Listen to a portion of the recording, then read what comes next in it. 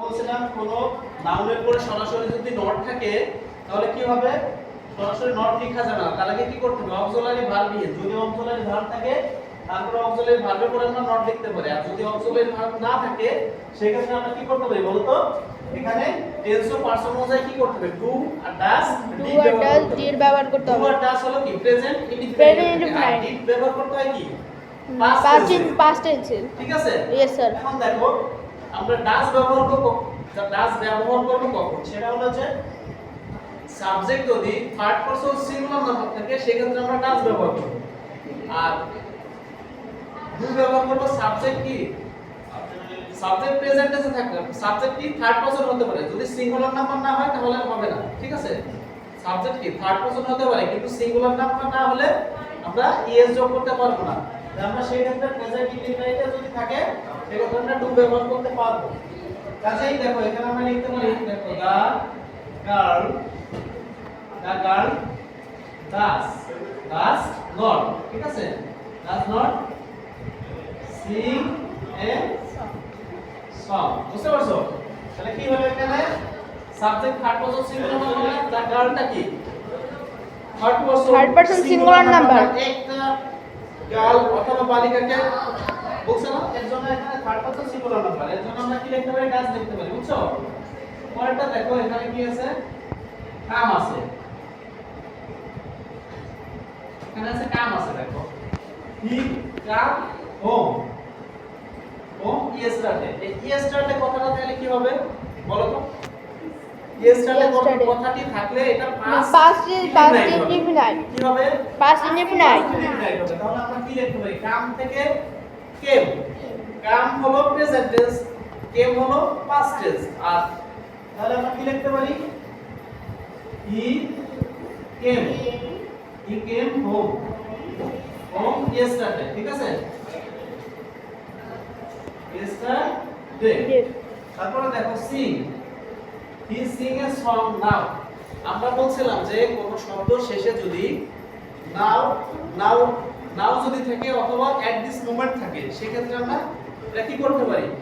এইটা হয়ে যায় present continuous tense. Present continuous. কোন শব্দ শেষে যদি নাও অথবা এট দিস মোমেন্ট থাকে, এই দেখো নাও, এন ও নাও আর এট দিস মোমেন্ট যদি থাকে এটা হয়ে যায় প্রেজেন্ট কন্টিনিউয়াস। কি হয়ে যায়? Present continuous. তাহলে আমরা কি লিখতে পারি? প্রেজেন্ট কন্টিনিউয়াস টেন্সের গঠন কি জানো?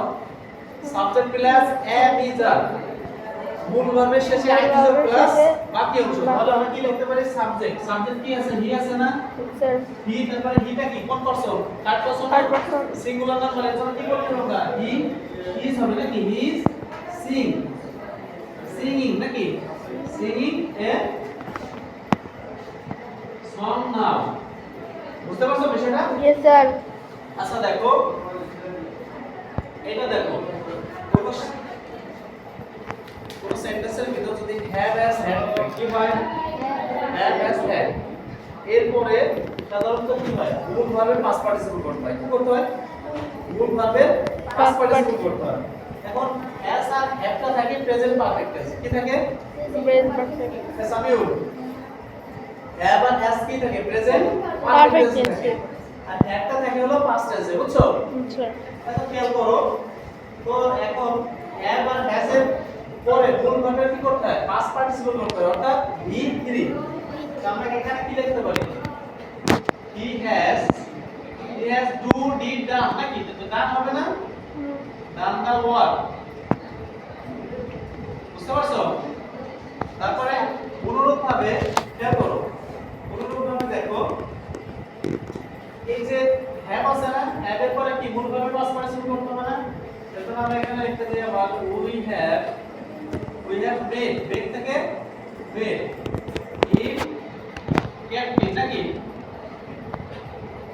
ক্যাপ্টেন। এটা কি বুঝতে পারছো তোমরা? Yes sir. আরেকটা বিষয় হলো যে কোন শব্দ শেষে কোন শব্দের ভিতরে যদি রিসেন্টলি, জাস্ট নাও, লেটলি এই সব কথা যদি থাকে তাহলে সেটা প্রেজেন্ট পারফেক্ট টেন্স হয়ে যায়। কি হয়ে যায়? Present perfect. পারফেক্ট টেন্স হয়ে যায়। তাহলে দেখো রিসেন্টলি কথাটা আছে না এখানে, প্রেজেন্ট পারফেক্ট টেন্স হবে না? Yes, sir. প্রেজেন্ট পারফেক্ট টেন্সের গঠন কি বলো তো?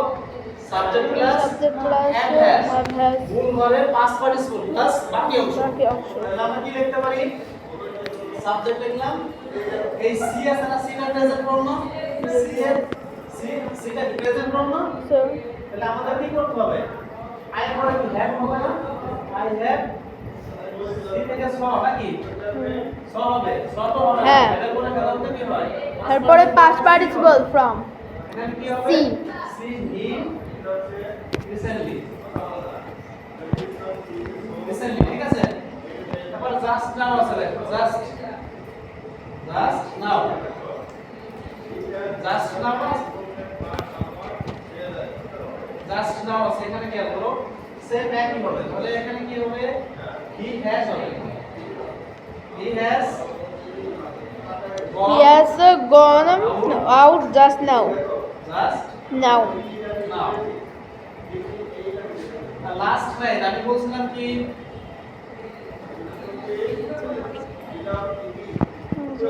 এটা প্রশ্নল হবে। আমি কি বলছিলাম বলো তো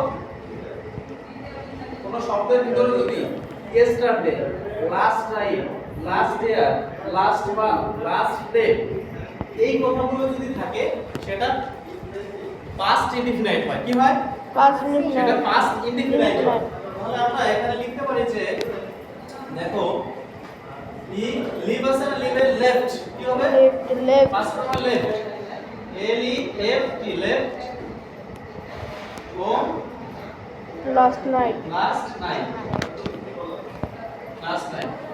অনুরূপ ভাবে দেখো ইয়েস্টারডে আছে না এটা কি পাস্ট ইনডিফিনাইট Past indefinite.